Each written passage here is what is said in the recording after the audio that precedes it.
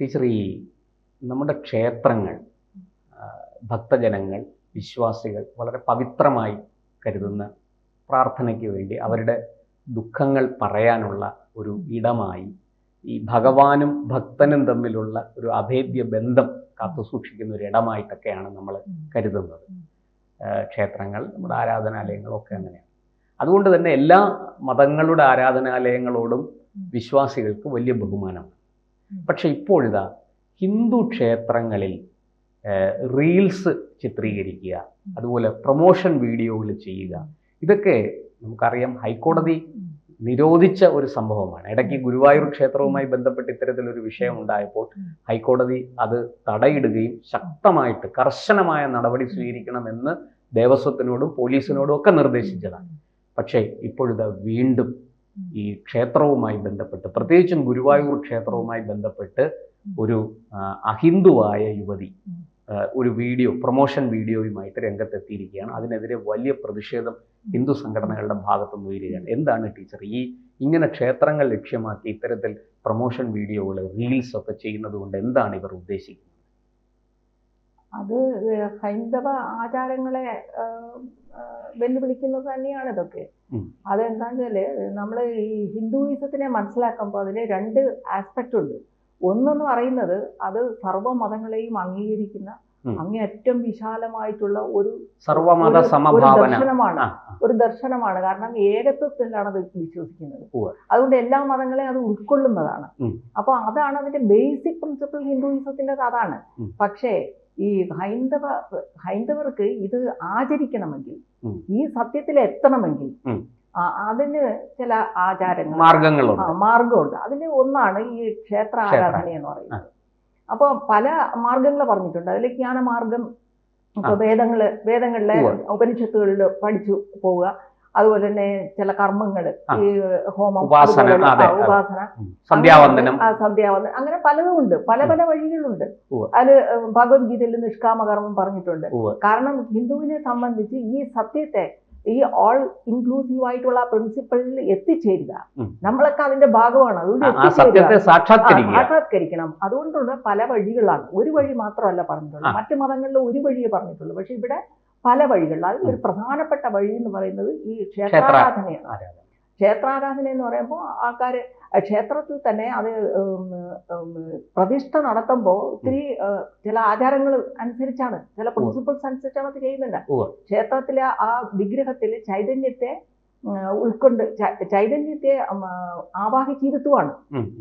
പ്രാണപ്രതിഷ്ഠയാണ്. അപ്പൊ ഒരു വൈറ്റൽ ഊർജത്തിനെ അതിൽ സ്ഥാപിക്കുകയാണ്. അതുകൊണ്ട് തന്നെ അത് സ്ഥാപിച്ചു കഴിഞ്ഞാൽ അതിനെ പുഷ്ടിപ്പെടണം, അല്ലെങ്കിൽ അതങ്ങനെ മെയിൻറ്റെയിൻ ചെയ്യണമെങ്കിൽ വിശ്വാസം, അതുപോലെ തന്നെ പല കർമ്മങ്ങളും,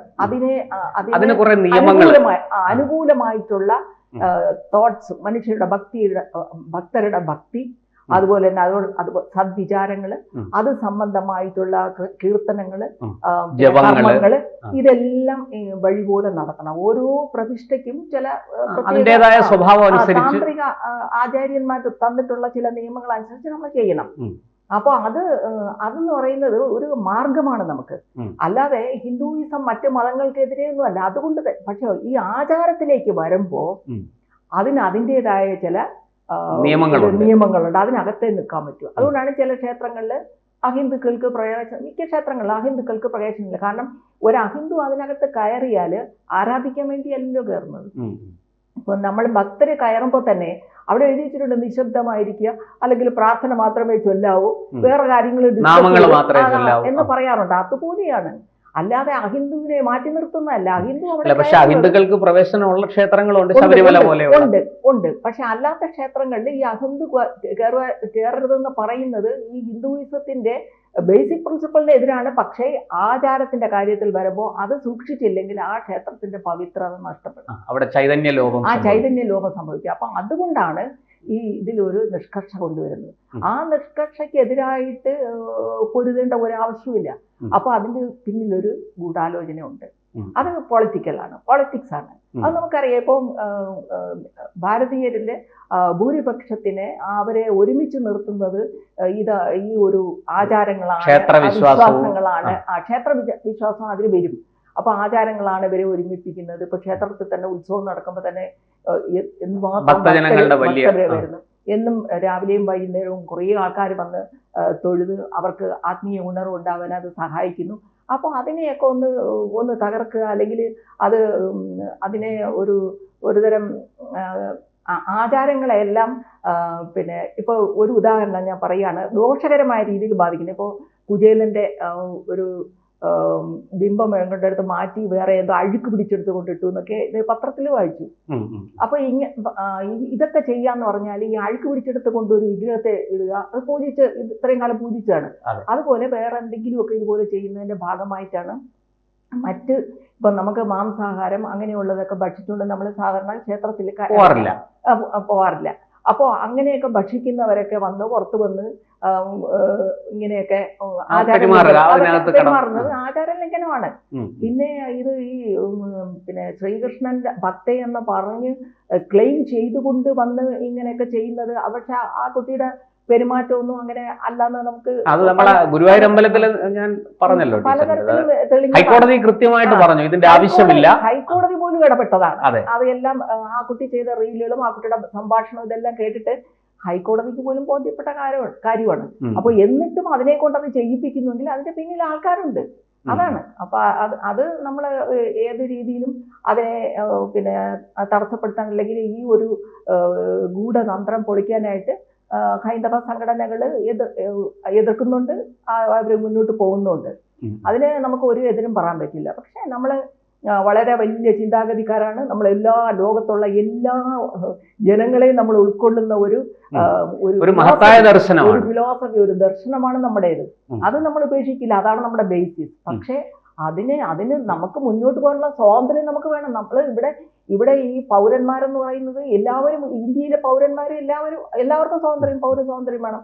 അവർക്ക് ആചാരത്തിനുള്ള, അത് കോൺസ്റ്റിറ്റ്യൂഷനിൽ തന്നെ പറഞ്ഞിട്ടുണ്ട്, ആചാരം എല്ലാവരും അവരവരുടെ വിശ്വാസം സംരക്ഷിക്കാനും ആചരിക്കാനും ഉള്ള സ്വാതന്ത്ര്യം എല്ലാവർക്കും. ഇപ്പൊ ഒരു ഹിന്ദു വേറൊരിടത്ത് ചെന്ന് ഒരു പള്ളിയിലോ അങ്ങനെ ചെന്ന് ചെയ്താലും നമ്മൾ ഇതുപോലെ പ്രതികരിക്കണം. തെറ്റാണ്, അത് ശരിയല്ല. അതെ, അന്യന്റെ ആരാധനാലയത്തെ കളങ്കപ്പെടുത്താനുള്ള ആ സ്വാതന്ത്ര്യം നമുക്കില്ല.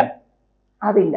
ടീച്ചറെ ഒരു കാര്യം കൂടി, ഈ ഇപ്പം ഗുരുവായൂരത്തെ കാര്യം പറഞ്ഞു, ധർമ്മസ്ഥല അറിയാലോ, ഇപ്പൊ വലിയ വിവാദമായിട്ട് നിൽക്കുക. അവിടെ മുഴുവനും കുഴിച്ചു. അവിടെ ഒരു ശുചീകരണ തൊഴിലാളി പറഞ്ഞ വാക്കും കേട്ടുകൊണ്ടാണ് പോലീസ് ഗവൺമെന്റ് ഒക്കെ ചാടിയിറങ്ങി അവിടെ കുഴിച്ചു. പക്ഷെ ഒന്നും കിട്ടിയില്ല.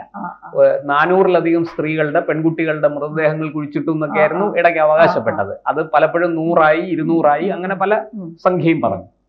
ഒരു സ്ത്രീ വന്ന് പറഞ്ഞു എന്റെ മകളെ കാണാനില്ല, ഇപ്പൊ അവര് പറയുന്നു ഞാൻ സമ്മർദ്ദത്തിന് വഴങ്ങി മൊഴി കൊടുത്തതാണ്. അപ്പൊ ഇത് കൃത്യമായിട്ട് ഇങ്ങനെ അവിടെ നമുക്കറിയാം, ഒരു മലയാളിയാണ് ആ വിഷയം ഏറ്റവും കൂടുതൽ ഉയർത്തിക്കൊണ്ടുവന്നത്. മനാഫ് എന്ന് പറയുന്ന ഒരു യൂട്യൂബറാണ്. അപ്പൊ ഇത് നാളെ ഈ മനാഫൊക്കെ ഗുരുവായൂർ അമ്പലത്തിലും വന്ന് ഇതുപോലെ ചെയ്താൽ നമ്മൾ എന്ത് ചെയ്യും? അല്ലെങ്കിൽ പത്മനാഭസ്വാമി ക്ഷേത്രത്തിൽ വന്ന് ചെയ്താൽ നമ്മൾ എന്ത് ചെയ്യും?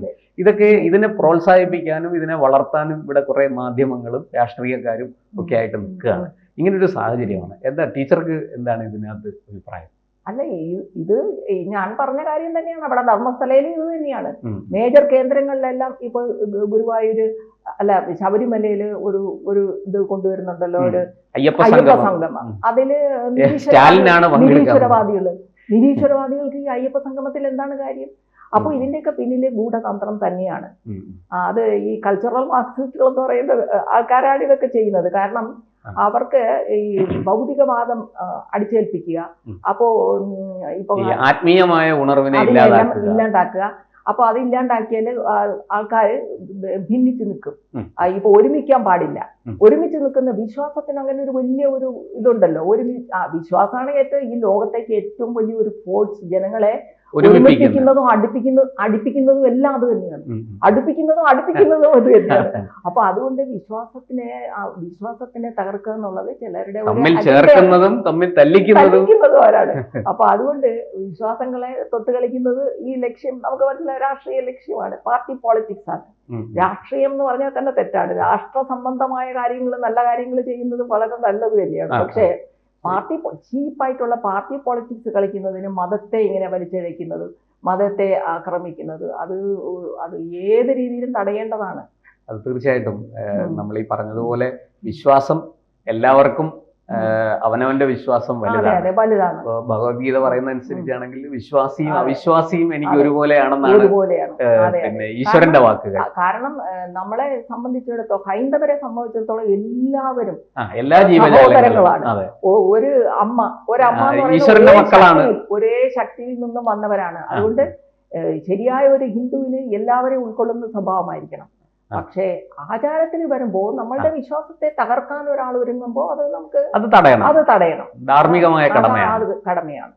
എന്തായാലും ഈ ഏറ്റവും പുതിയ ഈ സംഭവ വികാസങ്ങൾ ധർമ്മസ്ഥലയിലായാലും ഗുരുവായൂരിലായാലും ഈ പറഞ്ഞതുപോലെ ഈ യൂട്യൂബർമാരും റീൽസ് കച്ചവടക്കാരും പ്രൊമോഷൻ വീഡിയോ ചെയ്യുന്നവരും അതിനെ പ്രോത്സാഹിപ്പിക്കുന്നവരും ഒക്കെ വിശ്വാസത്തിലും ഈ ആരാധനാലയങ്ങളിലും തൊട്ട് കളിക്കാതെ ഇരിക്കട്ടെ. അതാണ് അവർക്കും വിശ്വാസികൾക്കും നല്ലത്. വിശ്വാസികൾ അവരുടെ വിശ്വാസവുമായിട്ട് മുന്നോട്ട് പോകും. എല്ലാവർക്കും നല്ലത്. കാരണം എല്ലാം ഒന്നാണെന്ന് വിശ്വസിക്കുന്ന ഒരു വിഭാഗത്തെ ഇല്ലാണ്ടാക്കുന്ന, അല്ലെങ്കിൽ അത് ആ ഒരു തത്വം ഇല്ലാണ്ടാക്കുക എന്ന് പറഞ്ഞാൽ എല്ലാവർക്കും അത് വിനയായിത്തീരും ഭാവിയിൽ.